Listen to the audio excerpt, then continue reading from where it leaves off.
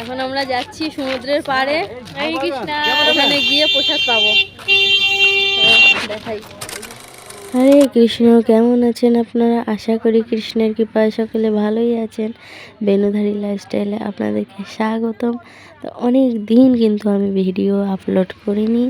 তো দীঘার ভিডিও কিন্তু এখনও দুটো ভিডিও আমার কাছে রয়ে গেছে, সেগুলো আমি এখনও ভিডিওটা আপলোড করা হয়নি। সময়ের খুবই অভাব, প্রচণ্ড ব্যস্ততা, সেই জন্য ভিডিওটা আর আপনাদের সামনে আনতে পারিনি। তো এখন একটু সময় পেলাম, সেই জন্য ভিডিওটা এডিটিং করতে বসলাম। তো ভিডিওটা এডিট করার সময় আবার মনে পড়ছিল খুব দীঘার পিকনিকের কথাটা। ভক্তরা সচরাচর তো পিকনিকে যায় না, মানে পিকনিকগুলো হয় না, কিন্তু এই যে দীঘায় গিয়ে যে পিকনিক, দারুণ একটা এক্সপিরিয়েন্স ছিল। খুবই আনন্দের ভিতরে কেটেছিল একটা দিন। তো দেখতেই তো পেলেন আমরা যে চলে যাচ্ছি চৈতন্য গেটের ভিতর দিয়ে ওল্ড দীঘাতে। ওল্ড দীঘাতেই কিন্তু থাকবো, ওখানেই পিকনিকটা হবে। ওখান থেকে হেঁটে নিউ দীঘায় যাওয়া যায়। তো এই যে পিকনিকের জায়গাটাতে চলে আসলাম, এখানে কিন্তু এবার হরিনাম সংকীর্তন হচ্ছে। আর ভাগবত শ্রীমৎ বিজয় ভাগবত স্বামী মহারাজা থাকবেন, উনি প্রবচন রাখবেন। তারপরে সকালের প্রসাদ পাবো। এবার একটু ভিডিওটা আমি একটু ফাস্ট দেখানোর চেষ্টা করছি, কারণ অনেকটা লং হয়ে যাবে ভিডিওটি।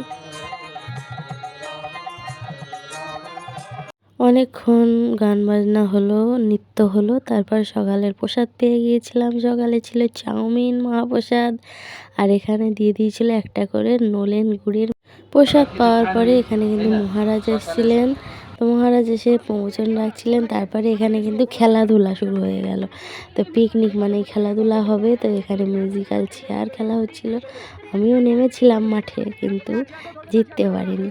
আমি ওরকমই, আমি কোনো দিন আজ পর্যন্ত কোনো খেলাতে জিতিনি। তো এই দেখুন, আমি কিন্তু ছুটছিলাম খুব মনে আনন্দের উৎসাহ নিয়ে, কিন্তু প্রথমবারেই একদম আউট হয়ে গেলাম। তো তাও যাই হোক, আনন্দ তো লাগে, সেই জন্য খেলতে নেমে গিয়েছিলাম। এখানে কিন্তু শুধু আমরা খেলিনি, প্রভুরাও খেলেছিল। তো প্রভুদের খেলাটায় বেশি আনন্দ হয়েছিল। তো দেখুন, আমার প্রভুও কিন্তু খেলতে নেমেছে, আর ওই বেশি আনন্দটা দিয়েছে সবাইকে। এই বেলুনটা কিন্তু ওর কাছ থেকে কেউই ফাটাতে পারছিল না, তো ওকে সবাই একটা দল বেঁধে আর কি বেলুনটা ঘেরাও করে ফাটানোর চেষ্টা করেছিল, তাও কিন্তু ফাটাতে পারিনি। তারপরে প্রভুর একটু সমস্যা আছে, বেশি দৌড়োদৌড়ি হাঁপাহাঁপি করতে, মানে ছোটোছুটি করতে পারে না, ওর দম লেগে যায়। সেই জন্য কিন্তু লাস্টে নিজে থেকেই বেলুনটা ওদের দিয়ে ফাটিয়ে দিয়েছে। তো এই প্রভুগুলো কিন্তু লাস্টে খুবই প্রভুকে করছিল যে প্রভু আপনিই জিততেন, আপনি ইচ্ছা করেই ফাটিয়ে দিয়েছেন। তো তারপরে আবার একটু এই খেলাধুলোর পরে এবার আমরা চলে গিয়েছিলাম নিউ দীঘাতে। তো নিউ দীঘাতে গিয়ে একটু বোট রাইড করলাম।